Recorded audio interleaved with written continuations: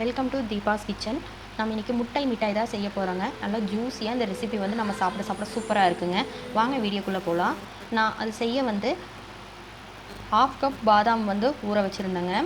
ஊற வச்சு தொளிச்சு எடுத்து வச்சுருக்கேங்க. 1 கப் வந்து பால் பவுடர், 1/4 கப் வந்து நெய்யுங்க உருக்கி எடுத்து வச்சுருக்கேங்க, 1/2 கப் சர்க்கரைங்க, 5 முட்டை, அதுக்கப்புறம் வெண்ணிலா எசன்ஸ் வந்து எடுத்து வச்சுருக்கேங்க. Sweet essence.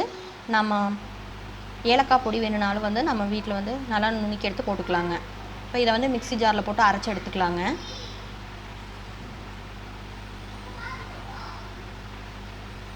இப்போ வந்து 1/2 கப் வந்து தண்ணி எடுத்துக்கலாங்க. தண்ணி வந்து நல்லா ஹீட் ஆகட்டுங்க.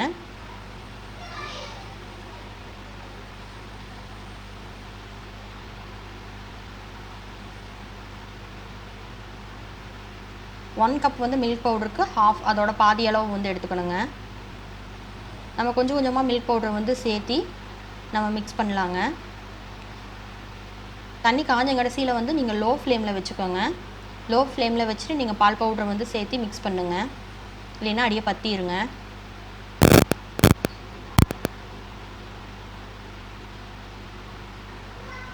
ஃபஸ்ட் நல்லா மிக்ஸ் பண்ணி விட்டுக்கோங்க.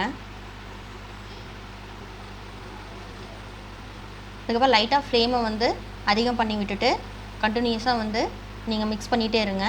இப்போ நம்மளுக்கு கோவா வந்து ரெடி ஆயிருங்க. நீங்கள் உள்ளே வந்து கொஞ்சம் நாம் எடுத்து வச்சுருக்கிற நெய்யில் வந்து கொஞ்சம் சேர்த்திக்கோங்க. நெய் சேர்த்திட்டு அதுக்கப்புறம் வந்து நல்லா மிக்ஸ் பண்ணி விடுங்க.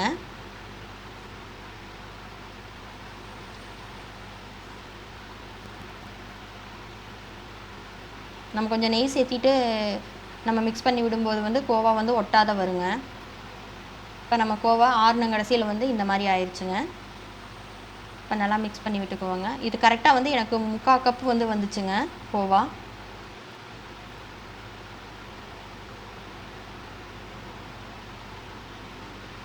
அஞ்சு முட்டையை வந்து கொஞ்சம் கொஞ்சமாக நான் போட்ட முட்டையை அடித்து வச்சுட்டேங்க. கொஞ்சம் கொஞ்சமாக சேர்த்தி நம்ம கோவாவில் வந்து மிக்ஸ் பண்ண போகிறோங்க. ஃபஸ்ட்டு வந்து நான் கோவா இந்த ஸ்பூன் வச்சு தான் மிக்ஸ் பண்ண போகிறோங்க. ஏன்னா விஸ்க் வச்சு மிக்ஸ் பண்ணால் நல்லா மிக்ஸ் ஆகாதுங்க. நம்ம நல்லா முடிச்சு விட்டால் நல்லா சீக்கிரம் மிக்ஸ் ஆயிருங்க. இன்னும் கொஞ்சம் சேர்த்திக்கலாங்க.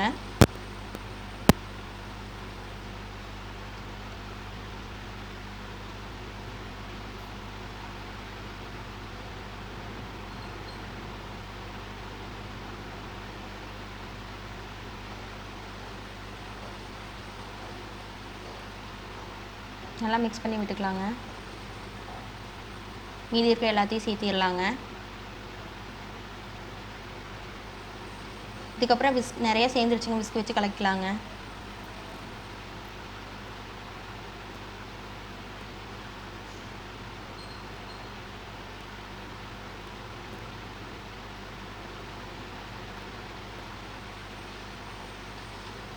நம்ம அரைச்சி வச்சுருக்கிற பாதாமையும் சேர்த்திக்கலாங்க.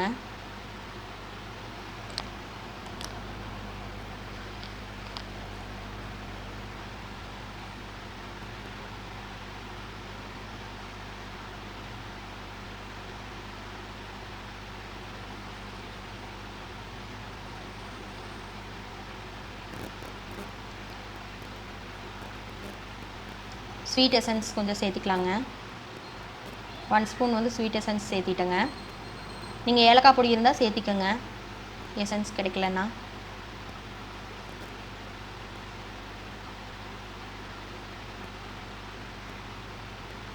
சுகரை வந்து நான் பொடிச்சு எடுத்துக்கிட்டேங்க.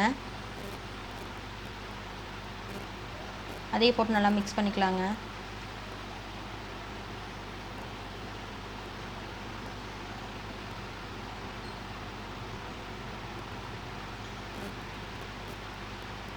நாம் வந்து நெய் வந்து சேர்த்திக்கலாங்க.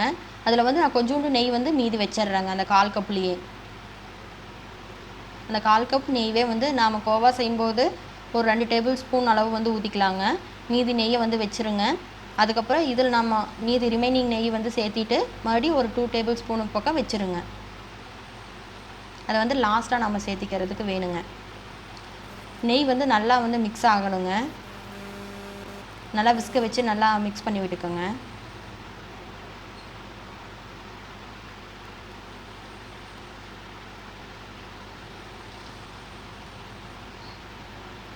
இதுக்கப்புறம் வந்து நம்ம ஹீட் பண்ண போகிறோங்க. ஹீட் பண்ணும்போது நம்ம வந்து அடுத்தது இதை நல்லா கைவிடாமல் வந்து மிக்ஸ் பண்ணிகிட்டே இருக்கணுங்க. கொஞ்சம் நம்மளுக்கு கெட்டி ஆகும் போது வந்து நம்ம இதை ஸ்டவ் வந்து ஆஃப் பண்ணிடலாங்க. அது வரைக்கும் வந்து நம்ம கைவிடாத வந்து மிக்ஸ் பண்ணிகிட்டே இருக்கணுங்க, இல்லைன்னா அடியே பேர்ன் ஆயிரும்.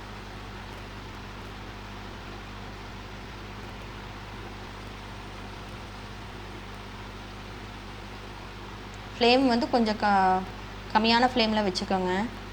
ரொம்ப ஹை ஃப்ளேமில் வைக்காதீங்க. ஹை ஃப்ளேமில் வச்சிங்கன்னா சீக்கிரம் பற்றிடும். மீடியம் ஃப்ளேமில் வச்சுட்டு கண்டினியூஸாக வந்து நீங்கள் மிக்ஸ் பண்ணிகிட்டே இருங்க. நம்மளுக்கு கெட்டிப்படுங்க.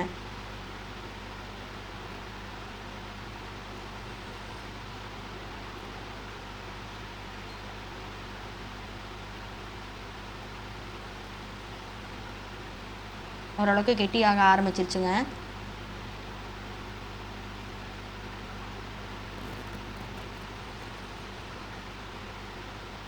ஏன்னா நம்ம உள்ள முட்டை சேர்த்திருக்கிறனாலங்க சீக்கிரம் வந்து அது கெட்டியாக மாறிடுங்க.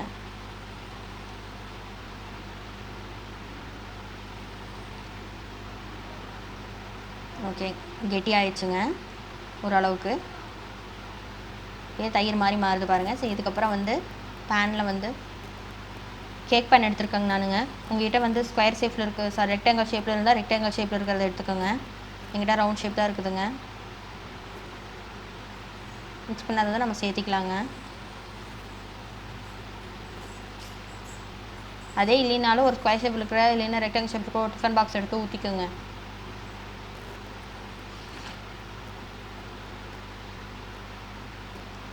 சமமாக பண்ணி விட்டுட்டு இதுக்கு மேலே வந்து பாதாம் வந்து நான் நுணுக்கி எடுத்து வச்சுருக்கேங்க.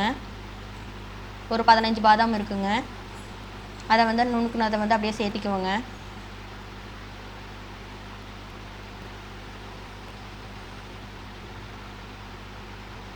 சேர்த்திட்டு ஓவனை வந்து நான் 180 டிகிரியில் வந்து ப்ரீஹீட் பண்ணிட்டேங்க. ப்ரீஹீட் பண்ணிவிட்டு நான் 35 மினிட்ஸ் வந்து இதை பேக் பண்ண போகிறேங்க.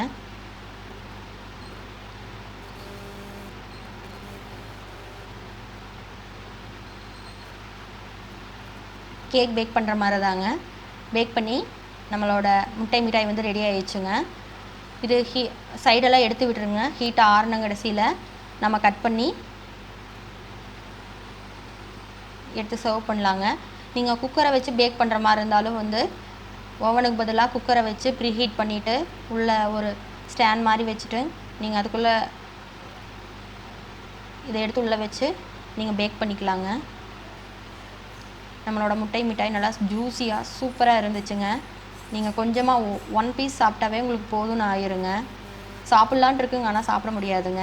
இந்த ரெசிபி உங்களுக்கு பிடிச்சிருந்தா லைக் பண்ணுங்கள், ஷேர் பண்ணுங்கள். மறக்காமல் தீபாஸ் கிச்சனை சப்ஸ்கிரைப் பண்ணுங்கள்.